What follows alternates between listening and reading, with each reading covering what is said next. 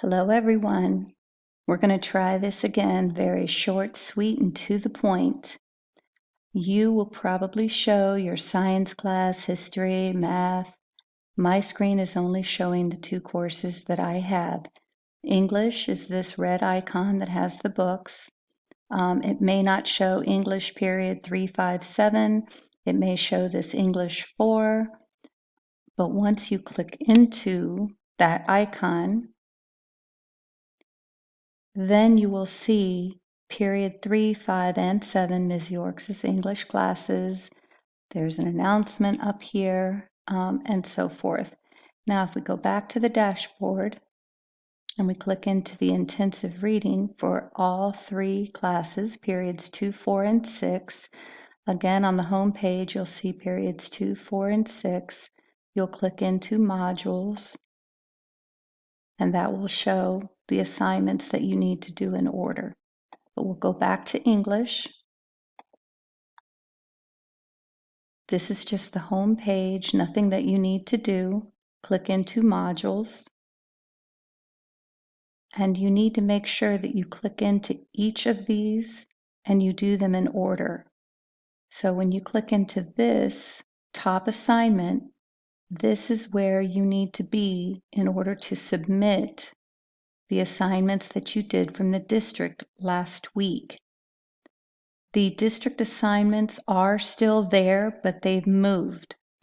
So when you go to Collier County Public Schools main webpage, it will look like this. Make sure you're not in the Students tab. You want to make sure you're on the main webpage.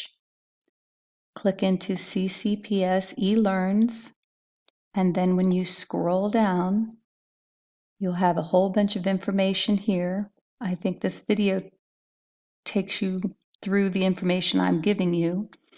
But under Student Resources, if you click on Learning Resources, eLearns activities from March 23rd through 27th. These are the activities you should have done last week. When you click on that and scroll down,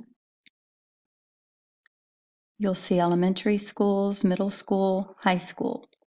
You'll click on English Language Arts, and then this is where you'll see the activities for 11th graders, English 3, 12th graders, English 4.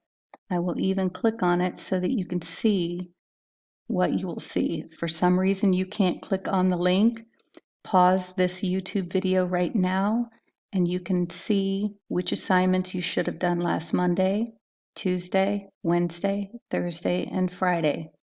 When you submit the assignment to me, make sure you write day 1 or March 23rd, 24th, 25th, 26th, 27th, and make sure you answer each bullet point. If there's a question that you need to answer, do that. When it says write a few paragraphs, if you just write one paragraph, that's not going to be a complete response. So that's for 11th graders. For the 12th graders, same thing, Monday, March 23rd, 24th, and so forth. And again, this last one, write a few paragraphs. Few generally means 3. So pause the video if you haven't seen this lesson plan, and you can work from there if you didn't do it last week. So those are the district assignments. Now, when you go into Canvas, this is where you will upload it. What you will see right up here where it says published for me, there's going to be a blue submit assignment button. When you click on that, that's where you'll be able to upload documents to submit to me for any assignment that you need to submit. I'll have an area where you can do that.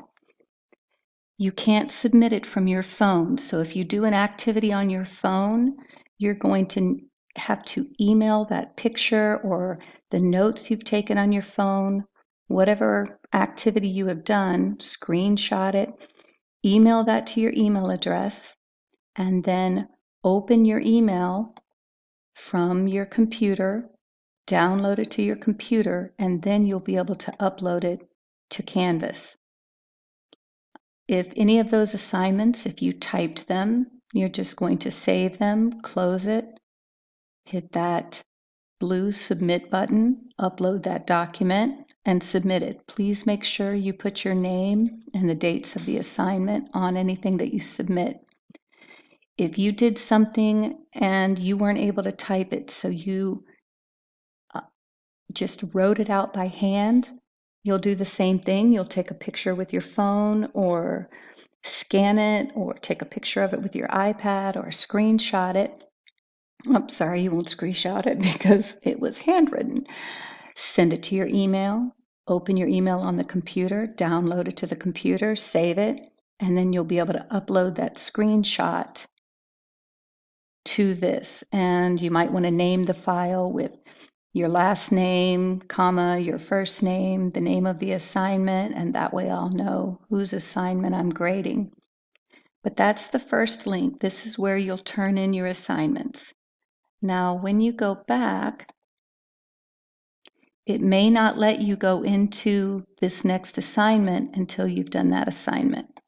But when you click here, I've done two things for you. For those of you that want to open up this document and save it on your computer, you can. You can also open up this document and print it out if you have a printer. Or you can just take a picture of this with your phone or come back to it daily as you need to. But notice right here are the dates. So today is Monday, March 30th, Tuesday, the 31st, Wednesday, April 1st, and it tells you what you need to do. So today, Monday, discussion post, response, and reply. But notice that's also listed for Tuesday. So when you read down further for the directions, the question that you're going to answer today, Monday, if you could have any 3 wishes, what would they be? Step 1, write the sentence exactly how you would ask for the wish. For example, I wish everyone could live forever. Second step, each wish should be typed in a complete sentence and use proper grammar. 3, carefully review the rubric and your sentences before you submit your post. The discussion post is due Tuesday, so that's tomorrow, March 31st, before noon. The reason I needed you to submit your original post by noon is because you need to submit your 2 replies by midnight on Tuesday. Can you submit this early? Absolutely.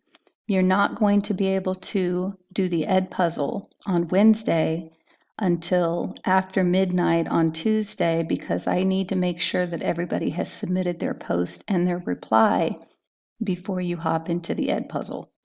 So if you can do it early, great, but there are going to be certain times where you're going to have to wait to be able to continue with the activity because I need to make sure that you're doing the activities in order.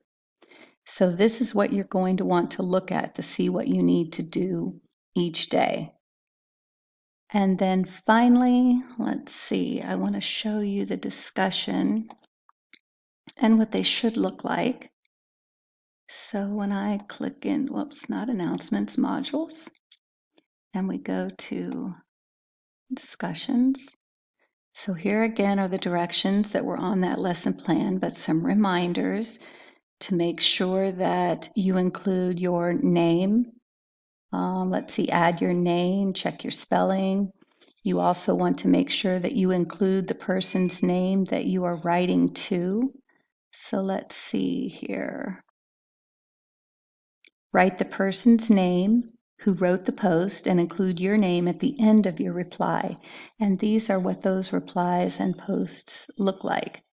So here's somebody's original post, and the 3 wishes are written out. Then notice this reply button here at the bottom. I don't believe you can like. I can like, but you can't. So you'll hit reply, and you'll say, hello, Elvis.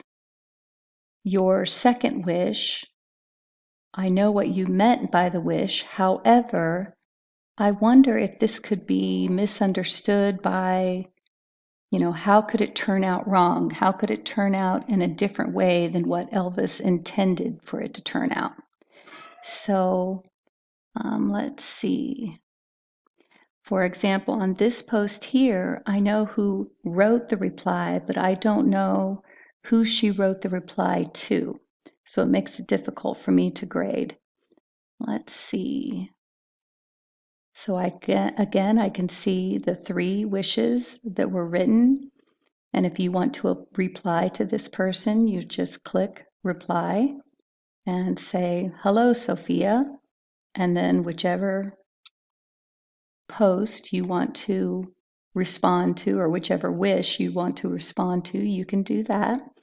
And then make sure you put your name at the end. It just makes it easier for me to look through these and give you credit. Please make sure you look at that rubric before you submit your posts and your replies, because otherwise you may miss some points. So when we look at the rubric, so did you follow step-by-step directions? Okay. And then original post, original and specific reply. You had 0 to 1 grammar errors, and I'm talking basic grammar. You have a capital letter at the beginning, punctuation at the end. You don't have a run-on sentence or a fragment, and so forth.